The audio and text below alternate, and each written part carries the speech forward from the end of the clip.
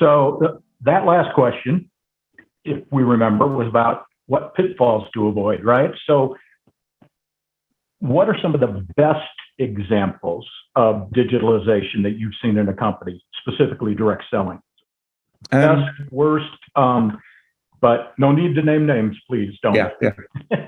No, I won't. But I will point out that the example that I'm going to use first was not only a game changer in my career, but also allowed me to establish relationships with the software provider that now have been extremely beneficial moving forwards. So the example I'm going to use here is basically that when you go through a global enterprise digital transformation, not all the time the software partner that you're working with fully knows the scope of what it is that you're trying to accomplish. Back to the know the nuances of direct selling statement.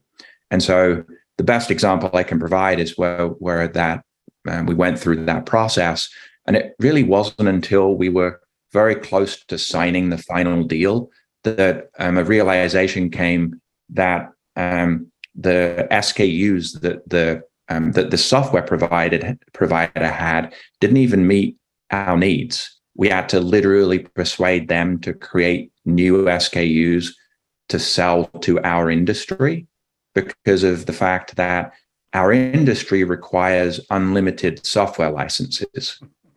Now, most software providers will be very scared to provide you unlimited licenses. And arguably, you're not really asking for unlimited licenses. What you're asking for is the ability to be able to switch on or off depending on that person's activity state, that license. And so I think that was really the biggest hurdle, because a lot of software as a service providers aren't set up that way. They're set up to charge per user. They're set up to charge per transaction, because that's how typically they work in the consumer world.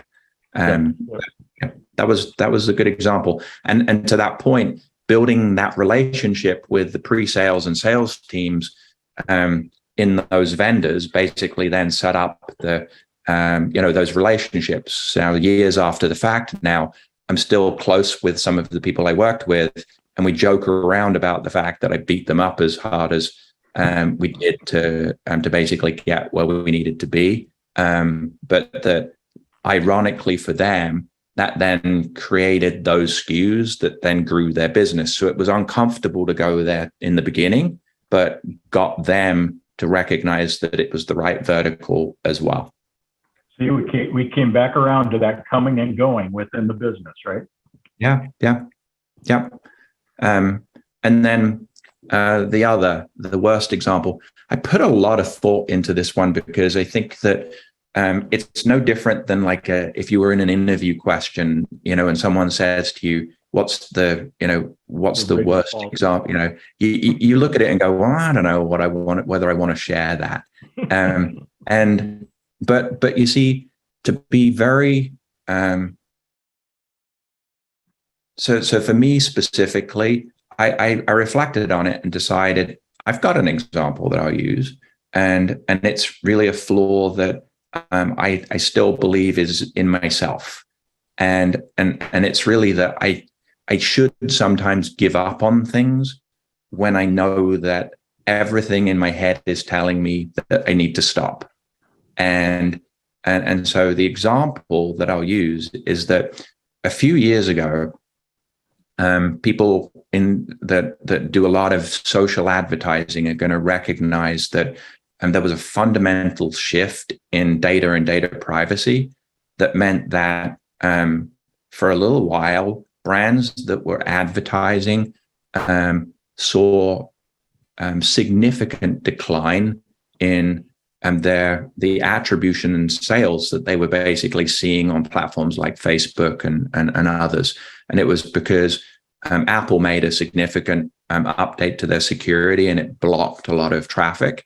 And then a number of other providers shortly followed suit. why that's important to explain is that a year prior to that, I was in charge of a program that was responsible for taking a concept of creating a geonet of advertising in different regions that would allow for us to see full attribution of sales to a sales consultant, advocate, whatever we want to call it. So corporate would do the advertising on social media, but the attribution of the sale was precise, and we knew that lead was given to the consultant, and it was working amazingly well. Literally, if anyone's in marketing or familiar with this term, the ROAS that we were receiving from that was higher than 6 or 7, which is just unbelievably good. Then all of a sudden fell off the map because of these changes. And we were in denial around why, and kept trying and replanning. And in the end, it just sadly had to be stopped. And to this day, I'm still not really sure that it could be resumed. I think it's one of those things that was you used to be able to do this statement. I don't think you can do it anymore.